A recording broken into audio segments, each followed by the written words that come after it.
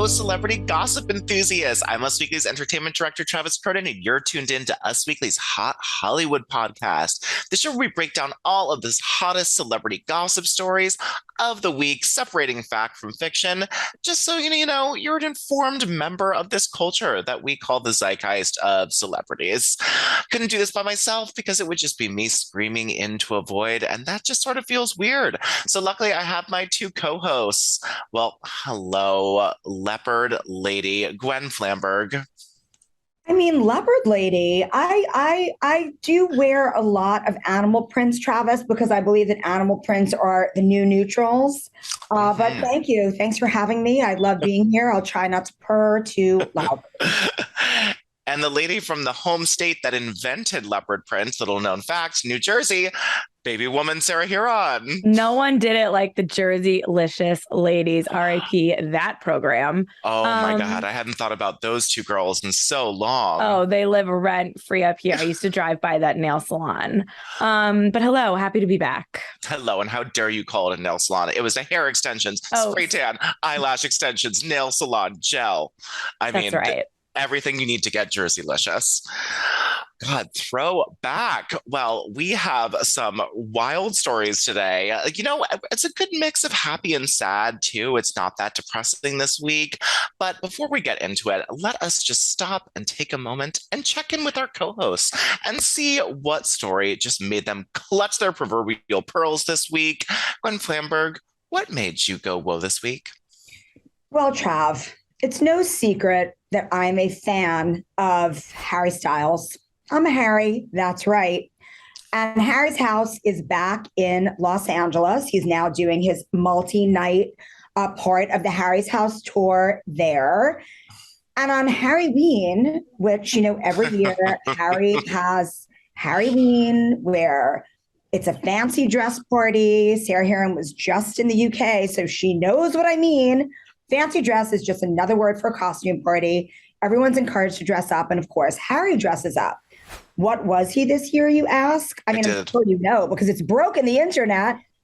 Harry was Danny Zuko from Greece. And he sang You're the One That I Want, which made everybody go crazy. But you know what made everybody go even crazier, including me? When he sang Hopelessly Devoted to You. Iconic. It was really something. And I'm still going, whoa, I'm still thinking about it. Is it normal that I just think about him and his cute little outfits? I don't know. Anyway. Yes. I do too, Gwen. I really do. Right? If you haven't seen it, check it out. It's all over the interwebs, but of course also on usmagazine.com. Harry Styles really will just pop into my head from time to time. And I'll be like, he's just adorable. And him just dancing on a stage from a video I saw will just pop into my head.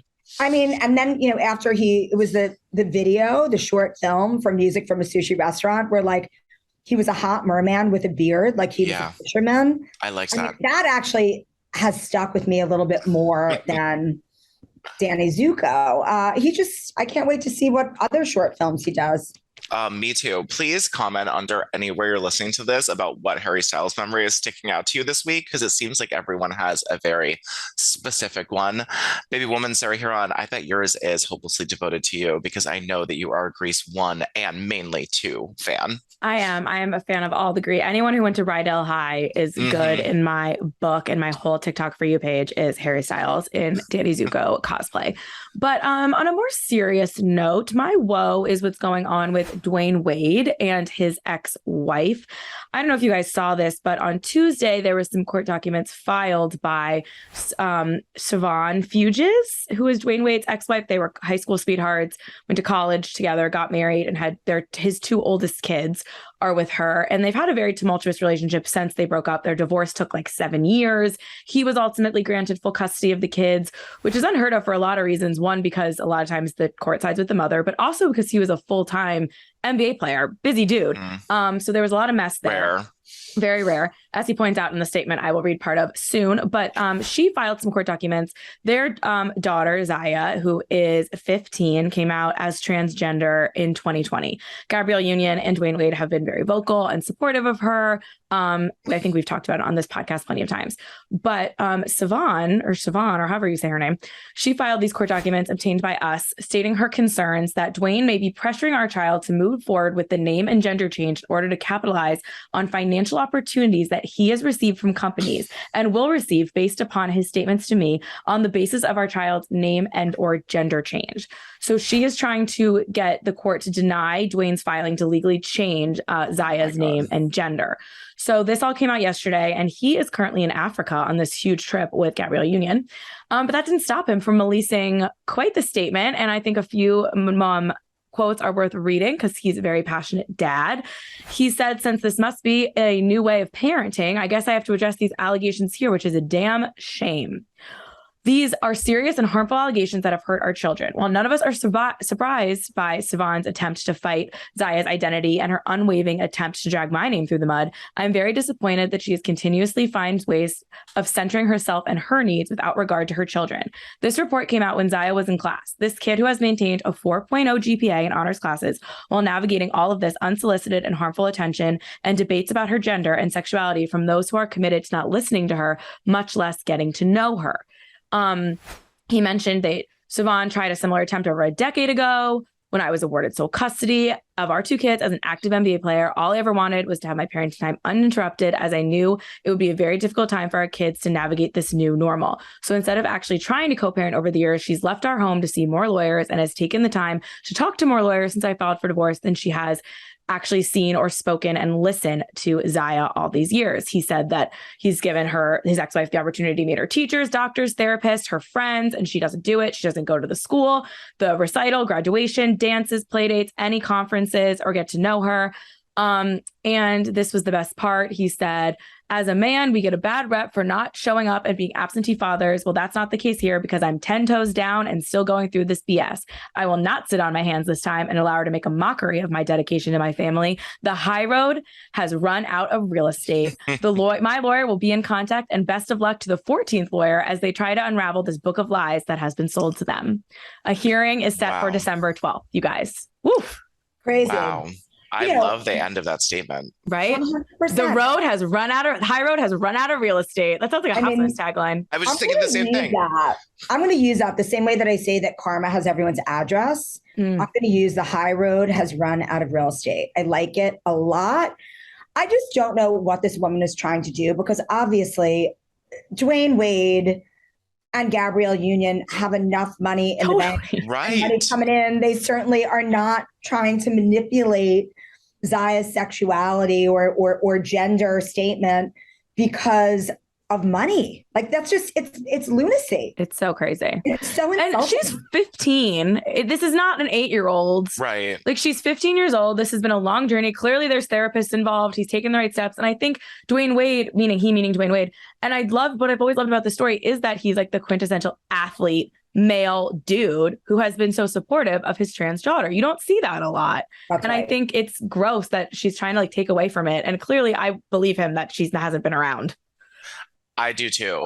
And after all of the numbers of the lawyers that his ex-wife hasn't been to, the amount of recitals that she's missed, I mean, just have several seats. This is ridiculous. And again, you think Dwyane needs to profit off his 15-year-old daughter? Like, this is not Michael Lohan. This is like Dwyane Wade. He has This is not the Goslings still trying to scrape the barrel of the money that they, put away for the kids that they're now using for themselves. Allegedly. Very that, Sarah. If you want to ban her from the podcast, you definitely can. Siobhan Fuges, if that's how you say your name, you're out. Unless you want to come on and teach me how to say your name, because I might be wrong and I'm bad at that. But Travis, what made you go whoa this week? Oh my God. Thanks for asking, Sarah. Well, what made me go whoa this week really made me go whoa, because it has to do with Cher. And I never thought that I would be saying Amber Rose's name on this podcast without correlating it to Kanye West somehow. But here we are. So Cher has been spotted with Amber Rose's baby daddy. His name is A.E., Alexander Edward. They broke up in August 2020. They share a kid together. He has been single for a year plus now. And this came to be because at the Rick Owens fashion show, Cher met Tyga, of course, Kylie Jenner's ex whatever boyfriend. Thank God she didn't have a kid with him, so we don't have to say baby's father. But Cher met Tyga at the Rick Owens show. They were spotted somewhere else in Paris, and then Tyga was at her Malibu mansion as well, along with AE, Alexander Edward. And people were like, oh, is Cher dating Tyga? And I was really, really terrified. But last night at Craig's, who comes popping out? It's Tyga. And then he says to the paparazzi, you're going to miss the real shot. It's behind me. And it is Cher and AE walking out together, holding hands. They get in a car to drive back to her Malibu mansion, which, by the way, is on the market for $85 million. And he kissed her hand in the back seat. And last week when they were hanging out at her Malibu mansion, she took them over to see her mother, Georgia, who is 96 years old, who lived down the road. I mean, it is just wild. I'm glad Cher is not dating Tyga. And I'm sort of excited that she's dating AE. And yes, because I know you're wondering, there is a 40-year age gap between the two of them. Can you give our listeners and myself a little 5 things to know about AE, aka who is AE? Literally, AE is Amber Rose's baby father. Okay. He is best friends with Tyga, and I know nothing else. That's who he is about him. So Amber Rose has a kid with Wiz Khalifa. Yeah. Yes. Right. And with AE. Yes. And with AE. Okay. I don't know who Alexander Edwards is. He's 36 years old, is what I know about him. And he's friends. I don't even know what he does for a living. I think he was like a rapper or a model. He looked really good when he was with Amber. They sort of looked really good together. But 40-year age difference, I am very excited about it. Oh, yeah. Cher can be with whoever she wants. Absolutely. She's been through the ringer in terms of dating. I'm really happy for her. And if there's ever anybody who could have a May December female-male 40-year relationship, it's Cher. True that. She was, given crap for dating a guy like 10 years younger from her in the 90s. Remember when she was with the Staten Island baker? And I don't remember that. No. I don't recall. Well, brush up on your history. I think she was like an infant. You were an infant. I was also 1 year old, but I still remember that she was given all this shit for dating someone 10 years younger than her when she was in her 40s. So glad we've come a long way. And can't wait to talk about them every single time they leave the house for the next few months. Well, let us bust into some of the news. We are going to start off with a story that I think hit this entire country, especially the women and gays who have seen The Sweetest Thing and Married with Children. Christina Applegate has been talking about her multiple sclerosis diagnosis and how she dedicated herself to finishing the 3rd season of her show Dead to Me and why it was important to her. She opened up to the New York Times this week talking about lots of things about her MS. And she revealed a lot of really, really sad things. She revealed that she had gained 40 pounds, that she can't walk without a wheelchair, but that wasn't going to stop her from finishing the 3rd season of Dead to Me, which is also an amazing show. If you haven't seen it, super interesting. So good. Christina Applegate says, it wasn't like I came out of the other side of it like, whoa, I'm totally fine. No, I'm never going to accept this. I'm pissed, which I love that she said about her MS diagnosis. Very, very valid concern. She said, quote, the powers that be were like, let's just stop. We don't need to finish it. Let's just put a few episodes together. I said, no, we're going to do it. And we're going to do it on my own terms.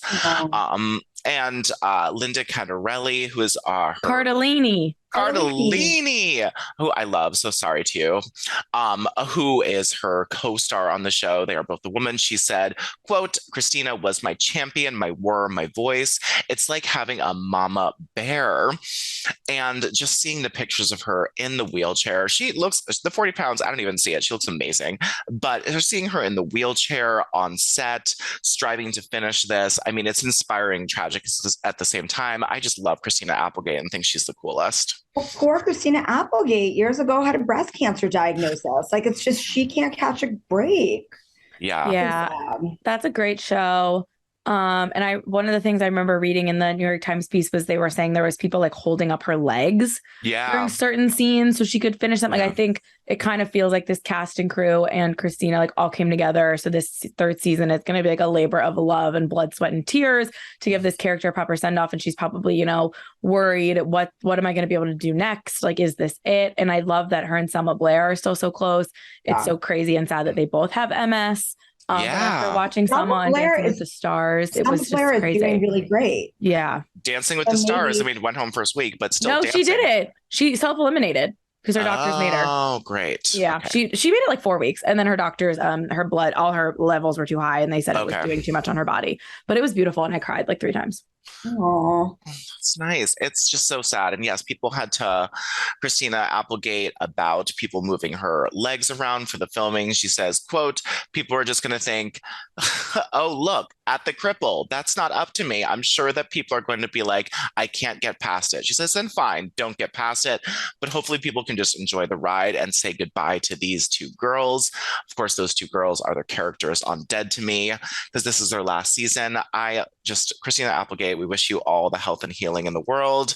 I always like to remind everyone that she was an inventor of the Pussycat Dolls in her garage with Robin Anton and was an original founding member. Yes, a little bit of Travis Cronin trivia that he likes to spew out at opportune times. And I've heard no idea. I never knew that either. Yeah. Can I just say that in either health or history class, we watched an episode of Married with Children. Wow. I can't remember which one it was. It was in high school and I never seen it. And I feel like love and marriage has been stuck in my head ever since. Wow. Christina Applegate also did her What's in My Bag interview, and she was sitting next to like that federal marshal on the plane. You know how there's always one who's like armed and ready for anything. And he gave her an actual get out of jail free card, which he said was bright orange. And because it's federal, if she gets any misdemeanor in the country, she can hand the police this card and get out of any misdemeanor she wants. And it's apparently, I had to look it up. I had to run it by the FBI before we printed it. And it's a real thing. And she got one just because she's so charismatic that he gave her a get out of jail free card. Is that up there with like weirdest comment calls you've ever made, Travis? Yeah, well, that's not the first nor 5th time I've called the FBI. And they're always really excited to hear from us weekly because it's usually on a little bit of a lighter note. So they're actually shout out to the FBI. Their media relations are always happy. This is a case for the FBI. This is a case for the FBI. And they really like when I call because it's much less serious than when CNN calls. Well, let's move on to, there's no way to tie Prince Harry to the FBI. To Prince Harry, we have some source quotes about his upcoming memoir, and he might be walking on some eggshells because things are sort of, let's say, rough with his family. Source tells us that Harry has been working hard to strike a balance that will hopefully minimize the fallout caused by his book, noting that he is, quote, trying to stay true to his principles and keep his publishers happy at the same time. The source says it's been a rough process and very difficult for him to recount traumatic events from his childhood. He is talking about the 1997 death of his and William's mother, Princess Diana. He's talking about the Nazi uniform. He is talking for Halloween. He is talking about the nude photos, and all of it has been really difficult for him, but he's sort of having a back and forth between his publishing company wanting it to be juicy and trying to save his relationship with William and Charles, because we know that is on thin ice, and releasing a book is really just going to cave that through to the cold, icy waters. I mean, here's the thing. If you don't want to ruffle feathers, like, don't write the book. Hold off. Most people don't issue memoirs when they're 32. How old is he? Maybe now wasn't the time. Yeah, it's really, really rough timing for him. He's 38. And it's really rough timing that his grandmother just passed, and they had this moment where the family comes together, and he's like, well, now I'm writing a tell-all memoir. It'll be out in a few months. Yikes. Yeah. I assume you guys went pretty hard last week on the title Spare.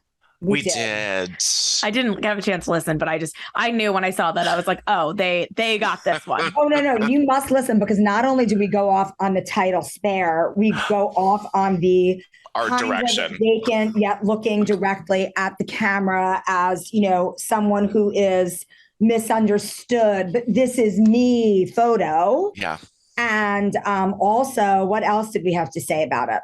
Well, that Meghan Markle creative directed that cover because she has done that same face. Meghan Markle creative directed the whole project because I just don't know what pushed him to release this now. Most memoirs are like after people are like, over the age of 50, more like when they're 70, when unless you're on The Bachelor. Or like, unless you're Demi Lovato. Right, you're Demi Lovato or you're on The Bachelor. And listen, as someone who is an expert in celebrity memoirs, which trust me, I'm going to read this book cover to cover, and I'm going to love every second of it, even though I'm going to also secretly hate it. Oh, there's definitely enough. There's definitely enough in his life to do a memoir. I get it. I agree. But I will say the memoirs that come out, you're Demi Moore, you're Matthew Perry, you're even Jessica Simpson. Like when you've pretty much completed the majority of what you've set out to do, those are the best memoirs, because they are when like all bets are off. You don't care about burning bridges anymore. You're finally like not lying. Even Demi Lovato, who's lived a lot of life, spends every documentary or book saying the last one was a lie. And that's because you're not ready to do it. That's as someone who has read Miles to Go, Miley Cyrus's memoir at age 16, they're not usually necessary. And again, mostly just Bachelor people trying to capitalize on their 15 minutes, write memoirs at such a young age. But I do think Harry's lived his life, but it's never going to be good timing. It's never going to be good. But it just comes off as bitter from the get-go, like even with the title spare, and everybody knows that he's bitter. So we have to amplify this bitterness. I don't think there's any, I know he's trying to kind of get ahead of potential backlash. And I'm sure in every interview with like the few he does, he will say like, this is my story. I can hear it now. This is my story that has nothing to do with them. Like it works for them. This is me. I should get to tell my story. But like, it is what it is. Like you're drawing another line in the sand. You're making this worse. Like it just is what it is. Gwen's right. Just the very idea of it is backlash already, saying like, if you raised me in a terrible way, everything you stand for in this figurehead tyrannical party system is wrong. Be like, signed, love, Harry. With the foreword by, Helen Mirren. I don't know who's going to get to do it. Maggie Smith. Probably Megan. No. Elton John. Oh, that would be a good one. Could be Oprah. Oh, yeah, probably will be Oprah. Well, vamos a ver, as they say in Spanish, we will see. Now, I hear all of you listeners and maybe my co-hosts even asking, are Leonardo DiCaprio and Gigi Hadid still together? I think I remember hearing about that. Well, we have the answer for you. Yes, but not super serious is the answer. Leo and Gigi. Leonardo, like it's Ninja Turtles. As in Da Vinci and Ninja Turtles. No, Leo and Gigi were first linked together in September, and they were spotted hanging out over this last weekend at Circo Loco's Halloween party at the Brooklyn Navy Yard. Great space for a Halloween party. And Page Six has heard that Leo and Gigi were there with Bella and Irina Shank and an art dealer named Helly Hammond. They arrived all together. Helly Namad. Helly Namad is like the most famous art collector and dealer in the world. Like Helly Namad is in competition. The gallery is in London, but he's in competition with like Sotheby's, Christie's. Yeah. Oh, wow. See, I only know Cook Maroney. As an art dealer, if they aren't dating a celebrity, I sadly have very unlikely heard of them. Well, good for Helly, because you're in very pretty people's and 20-year-old models company showing up to this Halloween party. So they wore on a party bus. Leo wore a scary mask, which I feel like he does every year, except unless he was drinking, he would put it up. His scary mask was the whole time. They had bottle service were hanging up there. Stella Maxwell was also there. Some guy from the Yankees who I don't know was there, but there wasn't a lot of PDA, they said, but they were together. And just in case you're wondering about Leonardo DiCaprio's mask, it was half monster, half zombie looking. But it looks like the two are still hanging out. And I think it's nice that Gigi comes with her own model crew, because we know that Leo can't be anywhere unless there are at least 6 to 7 supermodels surrounding him. So I like this pairing. I mean, it's interesting, right? Like what I find interesting is that this is off type for him, which maybe this means that this is the real thing. An elderly mother. And this Leo's wife, a 27-year-old elderly geriatric pregnancy mother. From Leo's point of view, I really like it. I just think Gigi has a rough taste in men, so I think Leo would be good to her. Yeah. Well, I'm seeing, I don't know if you guys are smelling this, but I think there might be salmon because there's a little smoke coming from team Travis Scott and Kylie Ooh. Jenner. Earlier this month, they made some really bad headlines when, I don't know how to pronounce this model's name, Roheen Carr claimed that she had been texting with Travis Scott after working together on a music video. She also said that Travis Scott was, quote, cheating on Kylie every effing night of the week with other women. Travis Scott took to Instagram and said, quote, it's a lot of weird going on, he said. An uninvited person was sneaking photos on what was supposed to be a closed set while I was directing a video. I'm saying this for the last time. I don't know this person. I've never been with this person. So please stop with the continuous cyber games and fictional storytelling. He had some other denials on Instagram, but I don't know whether it's just he's a huge presence, so all of these girls are trying to get fame by coming after him, but there's a little bit of smoke in this salmon. Okay. I mean, do I believe that Travis Scott cheats on Kylie Jenner? Yes. Do I believe he cheats on her with this woman? Actually, no, because she is like kind of a freak and recreates like all the places he is and then tried to but actually doesn't have real proof because she's like, if she had like a picture of them in bed together or like a picture of her, I don't even know him in the background, like anything that was actual proof, she would have released it because this woman's on Instagram every 10 seconds, even though her defense was what you see is not always what you get. But the only reason people are potentially believing this is because of the wild measures she's taken to have the same backdrop as Travis Scott at different times and break into his music video set. So like she's unhinged. It makes no sense. Do I think that Kylie and Travis have some sort of arrangement where he, maybe has other friends? Yeah, I do. But you know what? If it works for them, whatever. Each their own, but it is weird. Those girls also, they have choices. Yeah, to each their own. I get it's tough when you're a sports player or a rapper and you get constant it's so hard thrown at you. It's so hard. I mean, be it's more hard like to be Dwyane Wade, everybody. Be more like Dwyane Wade. I know he fathered a child with another woman, but that was when him and Gabrielle Union were on a break. Yes, totally. They were on a break. Speaking of the Kardashians, so I just want to throw this out there since it is recorded. I'm sensing a Devin Booker scandal. I have no evidence or proof or sources at all to say so, but I just feel as though him and Kendall have been together for a decent amount of time to pretty much not much drama. I know they like broke up over the summer for that hot minute, but he's an NBA player. He's a very good NBA player, and I feel as though we could be getting maybe some cheating from him because it's about that time. Oh, wow. If you're a good man, I'm sorry, Devin Booker. I'm just, he trying looks to like guess good here. to me, but it's hard to tell. I mean, he seems like they just seem really loved up and happy together, but you can never tell. Happy birthday, Kendall. I'm so happy. I wish this for you on your birthday. I just realized it is your birthday, fellow Scorpio sister. Wow. Happy birthday, Kendall. And seriously, I mean, omnipotent oracle baby woman Sarah Huron has said this. It has not been good for these celebrities in the past. True. Kendall, rifle through your man's phone.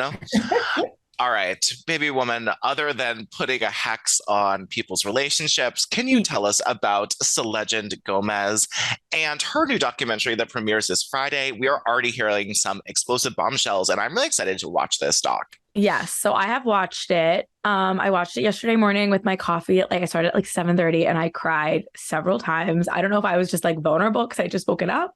But it is very, very emotional, you guys. It's called My Mind and Me. It's on Apple TV Plus. And it starts off actually in 2016. She was making this documentary. So she's getting ready for her revival tour. The AMAs. If you know Selena, you know that was when her and Justin had just kind of broken up almost for good, right? When he started getting with Hailey the first time. This is when she had just been diagnosed with lupus, but she had not yet been diagnosed as bipolar. And it was before that kind of big breakdown that she had. And it starts and they call it a psychotic break in the documentary. Yeah, big break. Down. Well, it was also like kind of the height of her career to some degree at the time. Like she'd kind of broken out of Disney. Revival was a great album. She was getting ready for this huge tour. She made it 55 dates. You see her struggling even before it starts. So kind of even shocking that she powered through 55 dates.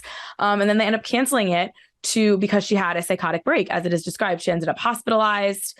And her mom, what was super interesting about it, her mom is in the doc very briefly. her mom, Mandy Teefey, who was kind of her manager in her early days, and her stepdad, Brian. And you find out that they found out that Selena was hospitalized in that summer of 2016. They found out on TMZ. Selena was being very distant from her family.